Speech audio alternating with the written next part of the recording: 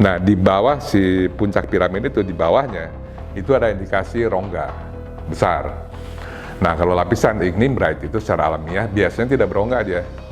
Jadi ini satu indikasi menarik, kalau memang itu rongga, berarti kemungkinan besar itu rongga yang berkaitan dengan aktivitas manusia atau buatan manusia.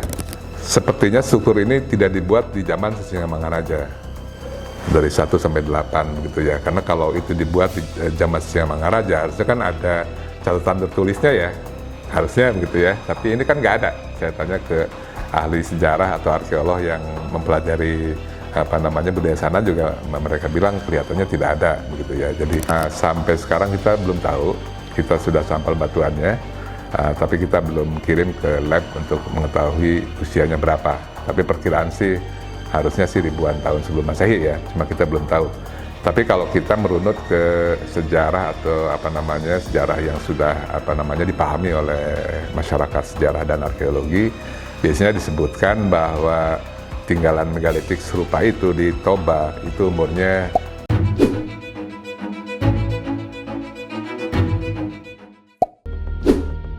Video ini adalah video bagian kedua yang membahas tentang penemuan piramida Toba. Di video sebelumnya, kita telah membahas tentang penemuan 3 piramida Toba yang disebut sebagai penemuan paling besar setelah kemerdekaan. Pada video kedua, kita akan membahas tentang dugaan ruangan misterius di bawah puncak piramida. Seperti apa ruangannya? Masih dengan narasumber Profesor Dhani Hilmanata Wijaya, peneliti utama piramida Toba.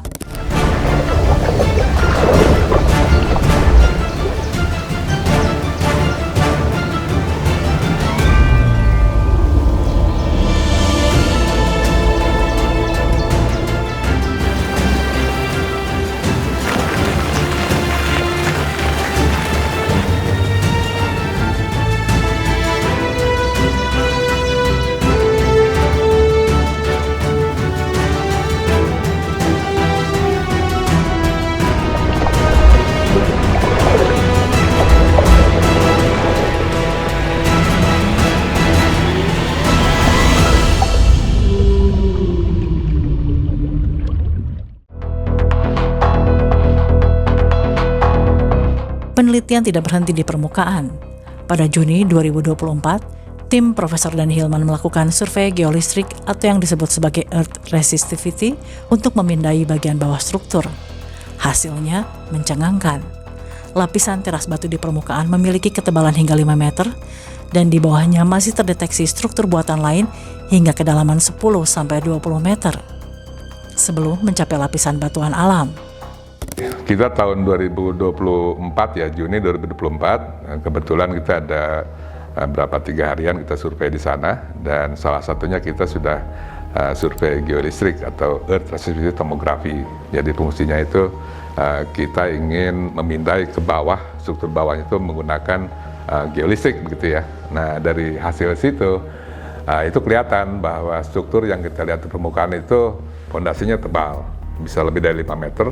Kemudian di bawahnya tuh kelihatannya masih ada struktur buatan manusianya begitu ya, sampai ke bawahnya lagi sekitar mungkin 10-20 meter kita melihat ada lapisan alamiahnya ada begitu ya, dan dia sejajar dengan permukaannya, itu tebal juga.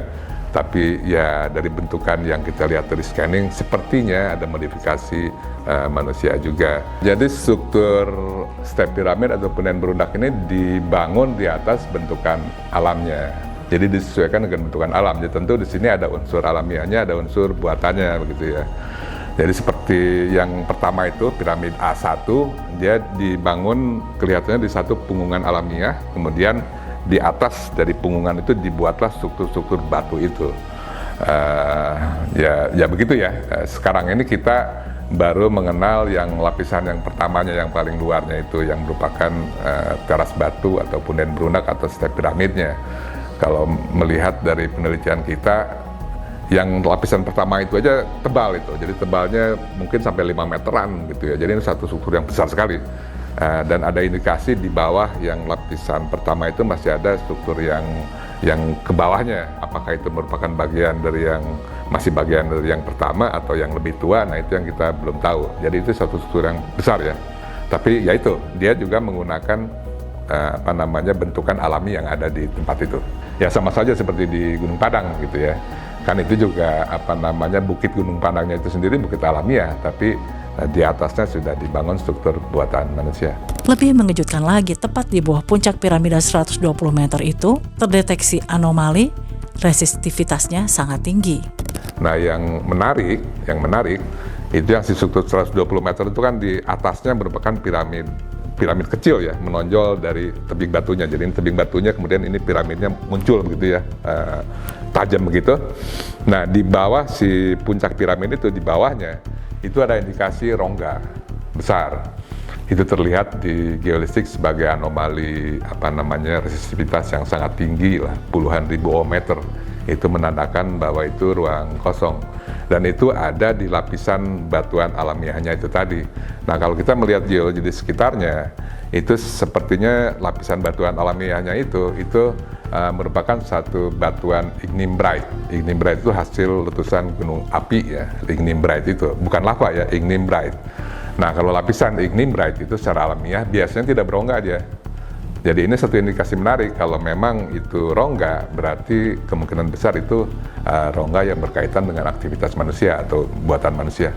Ya, jadi batuan ignimbrite di wilayah situ sangat banyak. Jadi di samping si batuan step piramid yang pertama itu, di bawahnya juga ada singkapan batuan alamiahnya ignimbrite. Jadi itu diambil dari sana juga, dari lokasi yang sama, di wilayah yang sama banyak batuan source-nya itu, meskipun kita belum ketemu yang kita sebut sebagai sumbernya, karena kalau kita sudah identifikasi sumbernya di sini, berarti kan harusnya ada bekas penambangan gitu ya. Nah, itu yang kita belum tahu. Tapi kalau jenis batuannya di wilayah situ banyak. Jika rongga ini memang nyata, maka besar kemungkinan ia merupakan hasil aktivitas manusia. Namun, kapan semua ini dibangun? Hingga kini, usia obsolete struktur masih menunggu hasil penanggalan laboratorium. Meskipun begitu, perkiraan awal berkisar dari awal Masehi hingga ribuan tahun sebelum Masehi. Bahkan berpotensi lebih tua dari sejarah tertulis Batak yang dikenal melalui Sisingamangaraja. Tidak adanya catatan sejarah memperkuat dugaan bahwa struktur ini berasal dari masa yang jauh lebih tua. Mungkin terkait dengan mitologi kosmologi Batak tentang Raja Batak, leluhur pertama yang keberadaannya melampaui sejarah. Tapi yang menarik buat saya, kan kita mengenal bahwa leluhur Toba yang historis ya, itu kan Sisingamangaraja. Mulai dari Sisingamangaraja 1 sampai ke 8 ya. Yang Sisingamangaraja yang terakhir itu abad 1920, kan dia dikenal sebagai pahlawan yang menentang Belanda juga lah ya. Jadi itu mulai dari Sisingamangaraja yang 1 sekitar 500 sampai 700 tahun yang lalu gitu ya. Nah, lebih ketuanya lagi itu sudah tidak ada lagi sejarah. Tapi mereka punya satu mitologi atau satu mitos kosmologi ya, bahwa asal mula dari orang Batak itu, leluhur yang pertama itu disebut sebagai si Raja Batak gitu ya. Nah, kalau pemahaman saya atau kesan saya berkomunikasi dengan penduduk lokal, sepertinya struktur ini tidak dibuat di zaman Sisingamangaraja dari 1 sampai 8 begitu ya. Karena kalau itu dibuat di zaman Sisingamangaraja, harusnya kan ada catatan tertulisnya ya, harusnya begitu ya. Tapi ini kan nggak ada. Saya tanya ke ahli sejarah atau arkeolog yang mempelajari budaya sana juga, mereka bilang kelihatannya tidak ada begitu ya. Jadi artinya sejarah dari struktur ini lebih tua lagi dari Sisingamangaraja. Berarti ya barangkali ada hubungannya dengan legenda atau mitos kosmologi yang disebut sebagai si Raja Batak itu. Sementara dunia ilmiah menunggu data karbon dating dan survei lidar untuk menyikap bentuk utuh kawasan ini, satu pertanyaan besar terus menggema. Apakah piramida Toba warisan peradaban purba yang hilang, terkubur oleh waktu, letusan dan hutan, atau kunci untuk menulis ulang sejarah manusia di Nusantara? Kalau kita bicara Sundaland berarti kan kita bicara zaman es ya, sebelum 10.000 berarti. Ya, kita belum bisa kaitkan ke situ. Kalau kita ingin mengaitkan dengan perubahan muka air lautnya secara geologi, kan kita tahu itu terjadinya dari peralihan zaman es ke zaman panas ya, sekitar 11.600-an tahun yang lalu, dan masih naik sampai 5.000-an sampai 7.000-an 7.000 tahun yang lalu gitu ya. Berarti kita harus tahu umur dari struktur itu, struktur step piramid ini. Nah, sampai sekarang kita belum tahu kita sudah sampel batuannya, tapi kita belum kirim ke lab untuk mengetahui usianya berapa. Tapi perkiraan sih harusnya sih ribuan tahun sebelum Masehi ya, cuma kita belum tahu. Tapi kalau kita merunut ke sejarah atau sejarah yang sudah dipahami oleh masyarakat sejarah dan arkeologi, biasanya disebutkan bahwa tinggalan megalitik serupa itu di Toba itu umurnya sekitar awal-awal Masehi. Maksudnya ratusan tahun sebelum Masehi sampai sekitar 700-800 Masehi lah. Itu perkiraan yang sekarang dipercaya oleh orang. Tapi ya itu, kita harus menguji umur labnya berapa, umur absolutnya. Tapi ya itu, karena belum pernah ada peneliti atau para ahli juga ke sana, mungkin arkeolog juga belum pernah ke sana, jadi penduduk sana tidak menganggap itu mungkin sesuatu yang sangat istimewa, kecuali ya ini peninggalan nenek moyang kami, begitu ya. Bahkan misalnya yang saya bilang itu banyak gerbang batu yang mereka bilang sebagai harbangan, gitu ya. Itu tidak hanya di sana, tapi ada banyak tersebar di banyak desa dan menjadi bersatu dengan desa mereka, menjadi monumen di desa mereka, gitu ya. Jadi lagi-lagi mereka hanya mengenal ini adalah tinggalan nenek moyang mereka, tapi mereka juga tidak bisa menjelaskan sejak kapannya, gitu ya.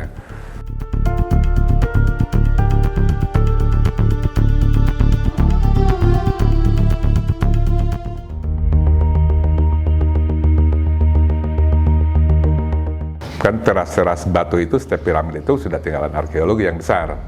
Biasanya kan orang bilang fitur ya, kan ada artefak kecil, ada fitur. Jadi yang setiap piramid itu ya fitur. Nah, di setiap piramid itu kita temukan banyak artefaknya, artefak batu. Kebanyakannya sih lumpang batu orang bilang ya. Jadi lumpang batunya pun macam-macam bentuknya. Ada yang ada bentuk segitiga, kemudian di atasnya ada lubang gitu ya.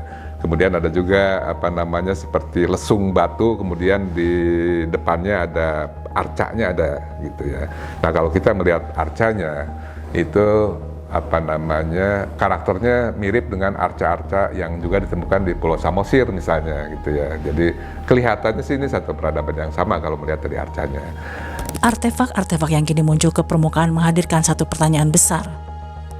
Apakah ini sisa aktivitas budaya biasa atau bagian dari sebuah kompleks monumental yang jauh lebih tua? Salah satu artefak paling provokatif adalah batu dengan pahatan menyerupai wajah manusia, mata melingkar menonjol, hidung lebar. Dalam ilmu arkeologi, bentuk figuratif adalah indikator kuat intervensi manusia. Alam jarang memahat simetri wajah. Menariknya, pahatan ini tidak menyerupai gaya Batak klasik yang dikenal secara historis, seakan berasal dari fase budaya yang lebih tua atau tradisi yang hilang. Namun kesimpulan kasar sementara arca ini adalah merupakan arca tradisi prasejarah, karena berdasarkan ciri visualnya, seperti terbuat dari batuan vulkanik, dipahat agak kasar, kepala besar, mata bulat menonjol, hidung lebar dengan kepala tidak realistik, biasanya menunjukkan fungsi simbolik bukan sekedar wajah manusia biasa. Sementara bagian kepala atas tampak tonjolan ditafsirkan sebagai penutup kepala atau ikat kepala yang melambangkan status. Fungsi dan makna artefak yang pernah ditemukan mirip ini umumnya berfungsi sebagai representasi leluhur atau ancestor worship, penjaga tempat sakral seperti kampung, kubur, dan situs ritual. Selain itu juga merupakan simbol kekuatan atau otoritas tokoh penting. Maknanya tentunya lebih ke spiritual ritual, bukan dekoratif. Beberapa arca yang mirip seperti ini juga pernah ditemukan di beberapa wilayah Batak, Nias, dan Pasemah. Dengan penemuan-penemuan arca ini, jika kita telah lebih lanjut, bisa menghasilkan kesimpulan sementara bahwa masyarakat Nusantara megalitik sudah mempunyai konsep kompleks tentang manusia, roh, dan komunitas jauh sebelum pengaruh agama Hindu-Buddha di masa lalu datang. Penemuan lain yang tak kalah penting ada beberapa batu lain yang terlihat pola segitiga. Bentuk universal yang di berbagai peradaban melambangkan gunung, kosmos, atau hubungan langit dan bumi. Apakah ini kebetulan visual, ataukah bahasa simbolik yang belum kita pahami? Salah satu temuan paling mencolok adalah struktur yang disebut harbanga.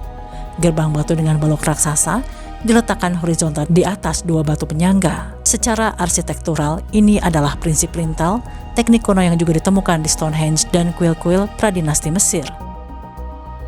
Pertanyaannya sederhana namun mengganggu. Bagaimana batu seberat ratusan kilogram diangkat dan diposisikan dengan presisi di lereng bukit? Tidak ada jejak roda, tidak ada logam dan medan di sekitarnya curam. Dalam kajian arkeologi global, struktur semacam ini hampir selalu diasosiasikan dengan fungsi simbolik atau ritual, bukan sekedar jalur lewat biasa.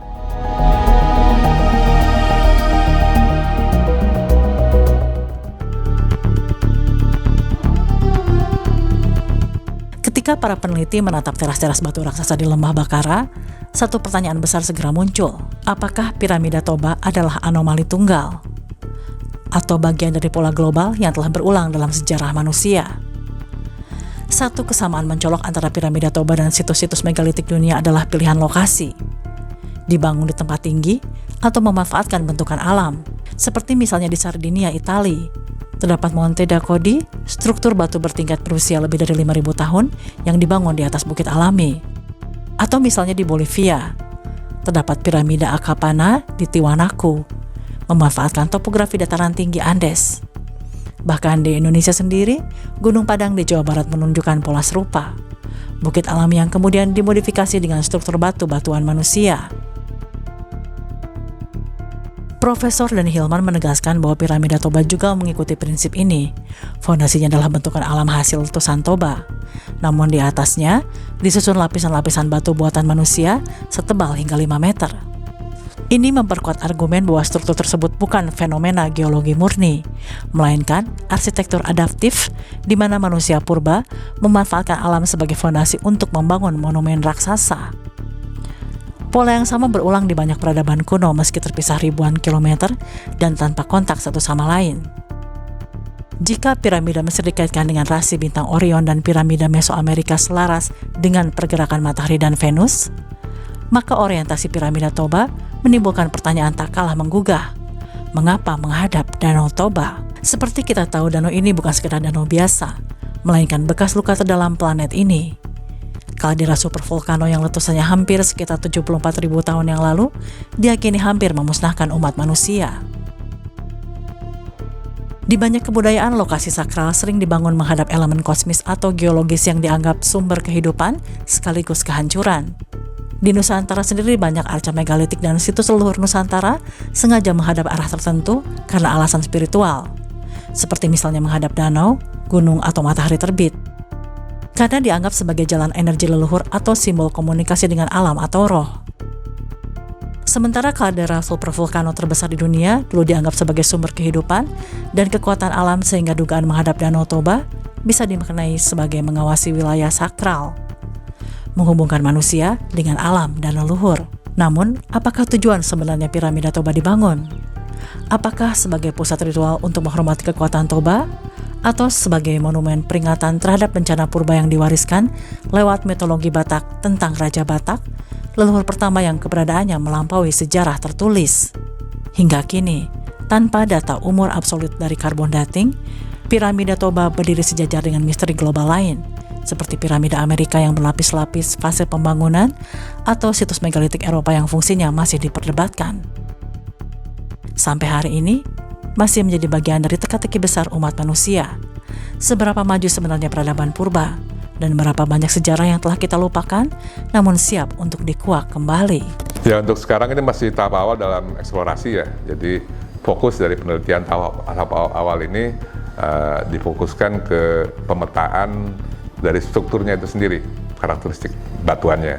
Nah, sekarang ini kan kondisinya banyak tertutup oleh tumbuh-tumbuhan ya, semak-semak belukar yang sangat tinggi, rapat sekali, sehingga hanya sebagian dari struktur batu itu terlihat. Jadi rencananya ke depan kita akan survei LiDAR.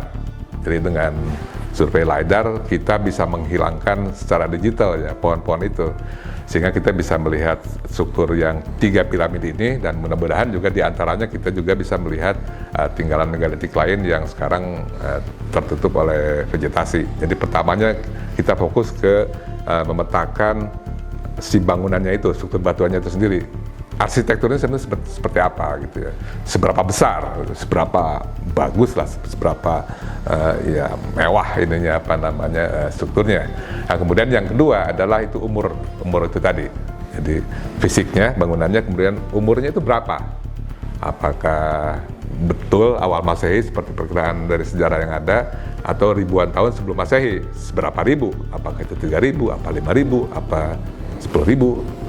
Nah itu ya, dan kemudian juga dari strukturnya, dari permukaannya itu tadi yang ingin kita hilangkan tanaman-tanamannya itu dengan lidar, kita juga ingin melihat ke bawah tanahnya. Itu juga sasaran berikutnya, barangkali itu yang ketiga ya, itu kan satu yang permukaan, umur, kemudian yang ketiga itu struktur ke bawah. Nah, dari survei geolistik yang sudah kita lakukan, kita melihat ada indikasi di bawahnya masih ada banyak struktur.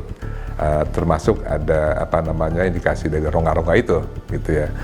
Jadi intinya kita ingin melihat seberapa jauh itu ke dalam dan apakah ada struktur yang lebih tua barangkali gitu ya. Jadi barangkali tidak hanya satu lapis tapi bisa berlapis-lapis seperti kasusnya di Gunung Padang.